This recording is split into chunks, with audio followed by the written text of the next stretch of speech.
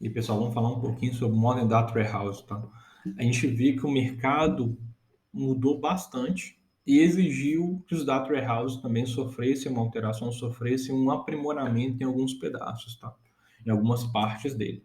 Então, a gente vai separar aqui nas duas grandes, como é que eu identifico que um data warehouse é um modern data warehouse, quando eu tenho a parte de utilização de recursos físicos de máquina de hardware e o modo como ele trabalha armazenamento colunar, tá? Eu vou começar com o hardware. Todo data Modern Data Warehouse ele vai ter na sua descrição, tá? Que suporta MPP, Massive Parallel Processing. O que é Massive Parallel Processing? É isto aqui, ó. Eu faço uma request para o CPU. Em vez de eu processar essa request, essa operação em uma CPU apenas, ele quebra essa operação em várias CPUs e trabalha com unicidade, trabalha como se fosse uma única unidade, tá? Então ele faz isso, ele paralela, faz o paralelismo desse processamento e depois ele entrega muito mais rápido, beleza? Então ele foi feito para isso. E assim, e é para muita coisa, tá, gente? É otimizado. Tecnologias hoje de uma data warehouse, elas têm que ter isso como padrão. Outra coisa também que é o loosely coupled and share nothing. Vou explicar aqui como é que funciona. Tá? Loosely coupled é o quê? Quando eu tenho um acoplamento fraco. A gente está vendo, isso é normal, tá, gente? A gente vai ver isso em diversas tecnologias que a gente vai estudar, que em vez de eu fazer tudo num balde só, eu vou separar esse cara. Por exemplo, antigamente a gente tinha um data warehouse porque era muito usado com sistemas de banco de dados relacionais e sistemas similares ao banco de dados relacional, que era o quê? Eu tenho processamento e storage no mesmo lugar. Então eu armazeno e processo no mesmo lugar. Aqui a gente começa a ver o quê? A criação de processos separados. Então eu tenho agora um componente de processamento e um componente de storage. Então eu começo a separar esses casos. A gente vai ver muito isso aí.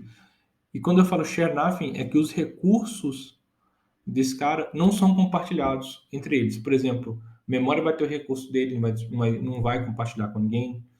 CPU, armazenamento, tudo separado e sem nenhum tipo de compartilhamento, tá? Quando a gente fala de armazenamento colunar, a gente vai ver que o Data Warehouse ele foi feito para fazer consultas colunares.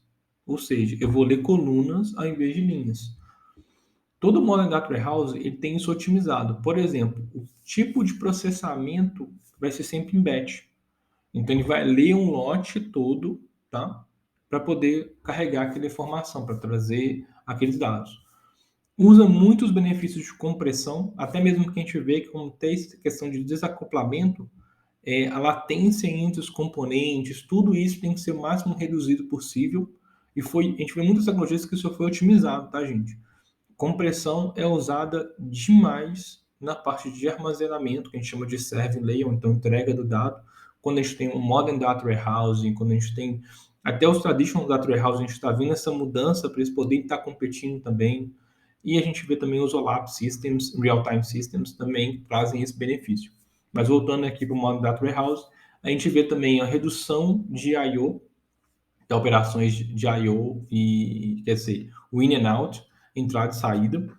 E o tipo de indexação dentro desses sistemas é usado o bitmap, tá? Que ele vai mapear todas as páginas daquele dado, todas as páginas daquele banco, e vai colocar 0 e 1 para baixa cardinalidade, que a gente vê em sistemas analíticos, que a entrega do dado geralmente vai trabalhar com baixa cardinalidade, beleza? Quais são os 4 grandes players aí, tá? Do mercado?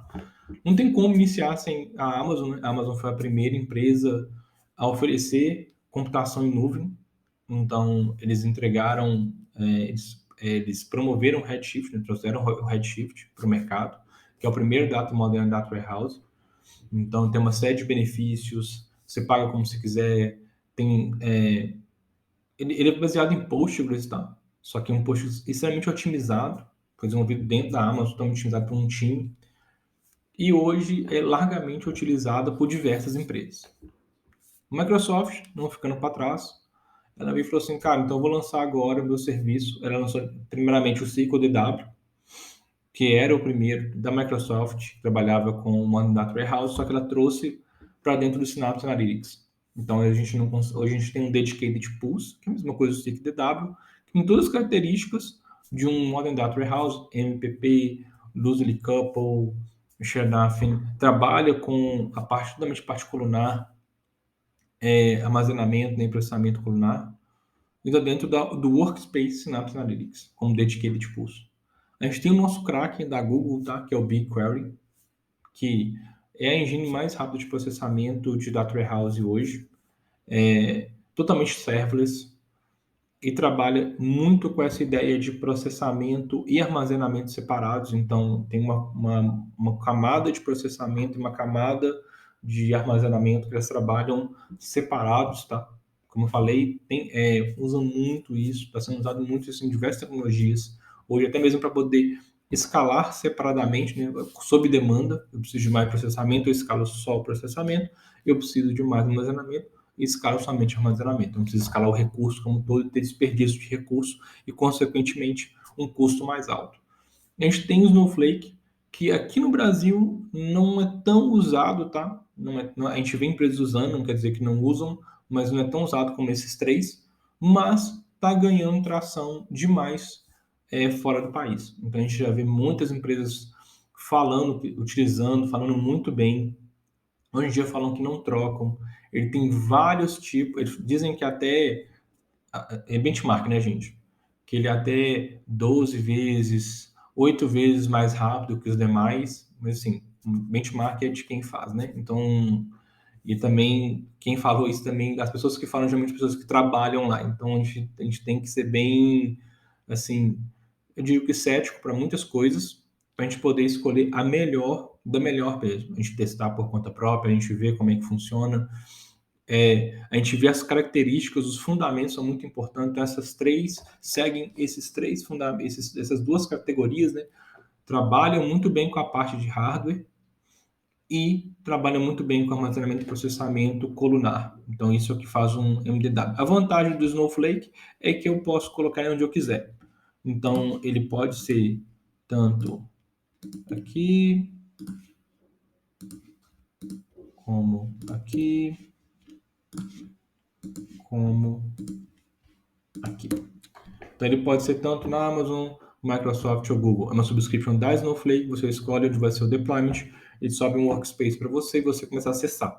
Também serverless, tá, gente? Você somente escolhe aonde você quer utilizar. Qual que é a vantagem nisso? Tá? Se eu tiver, como é que eu escolho, na verdade, né? Se eu tiver dentro dos meus produtos todos, se eu tiver dentro da Microsoft, eu escolho Microsoft. Se eu tiver Google, Google. Se eu tiver Amazon, Amazon. Porque aí eu uso a interconexão dos servidores deles para poder trabalhar. Porque a latência vai a quase zero, né? Então, gente, quando a gente pensa em Modern Data Warehouse, a gente vai ver esses quatro, tá? Utilizados muito de mercado. Redshift, BigQuery e o Synapse vindo aí, mas principalmente por fato do Amazon ser um dos primeiros, a gente vai ver muito dele no mercado. O BigQuery, por questão do custo também, além de ser muito rápido, além de ser muito barato, tá? Se não me engano, o primeiro tera por mês do BigQuery é de graça e depois você paga $10 por tera. Então, né, é um custo muito irrisório se a gente parar para pensar que o que ele faz, o que ele entrega. Beleza? Então, sempre que vocês forem escolher, sempre olham as tecnologias, o que elas provêm, né? A gente sempre vai, sempre, gente, sempre, fundamento. MPP, Massive Parallel Processing, beleza. É loosely coupled, ou seja, está começando a desacoplar ou já desacoplou os seus componentes para trabalhar. Assim, tem muita parte de serverless também que é super interessante, tá? Serverless eu não preciso me preocupar com cluster.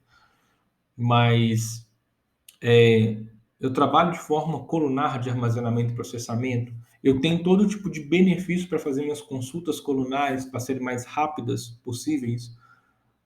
Então a gente vai para esse Modern Data Warehouse. Então sempre a gente vai pensar nisso, tá, gente? E sempre usando fundamentos para escolher o que é o melhor. Depois a gente pensa também em fricção do time e depois a gente vai falando de custo. Beleza?